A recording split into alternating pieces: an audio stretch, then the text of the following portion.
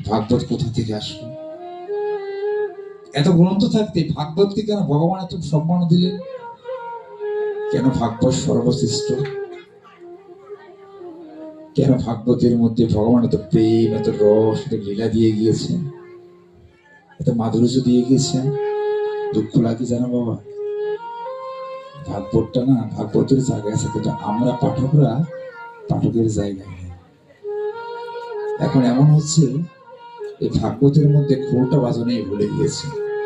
আধুনিক যন্ত্রপাতি বাজে, খোল বাজে না।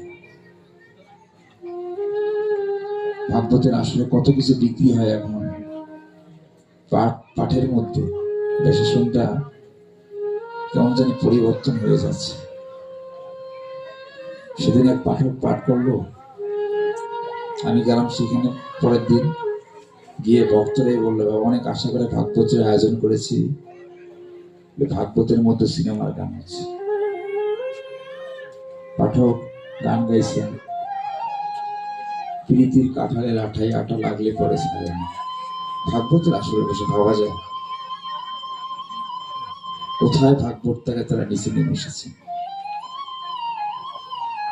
প্রেম নেই, ভক্তি নেই। সিদ্ধ গোস্বামী বলছেন ভাগবত শুনতে হলে যে শুদ্ধ সাত্ত্বিক তার বচন থেকে শোনো। কারণ শুদ্ধ সাত্ত্বিক ব্যক্তিত্বের বচন থেকে ভাগবত না শুনলে তুমি কখনো পরিবর্তন হতে পারবে। যে ত্যাগী জীবনে ত্যাগ করেছে, যার গুরু পরম্পরা শক্তিশালী, যে ভাগবতের অর্থ ভক্তের সেবায়, সমাজের সেবায় ব্যয় করে, যার মধ্যে ভাগবতের কৃপা আছে, তিনি ভাগবত ভূষণ, তার বদন থেকে হরি কথা শোনো, তাহলেই পরিবর্তন হতে পারবে। এত কীর্তন বেড়েছে বাবা, এত ভাগবত বেড়েছে, মানুষ পরিবর্তন হয় না কেন বলতে পারেন? শরীর 100-এর উপরে কীর্তন হয়, মানুষ কেন পরিবর্তন হয় না? কারণ আমরা যাদের বদন থেকে শ্রবণ করি, এর অনেকেই এখনো সংশুদ্ধ সাত্ত্বিক নয়, এখনো তারা পরিবর্তন হতে পারেন না। আমরা নিজ থেকে ধরে রাখতে পারছি না।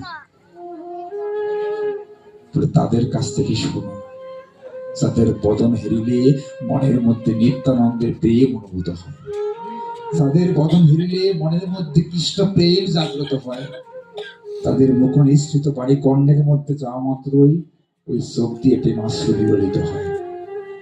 এরাই হচ্ছেন প্রকৃত ভাগবত পাঠক। এইভাবেই পরিবর্তন মানুষ হয়। আজকে এখানে যে ভালো লাগছে, আপনার সংখ্যায় কম যদিও, কিন্তু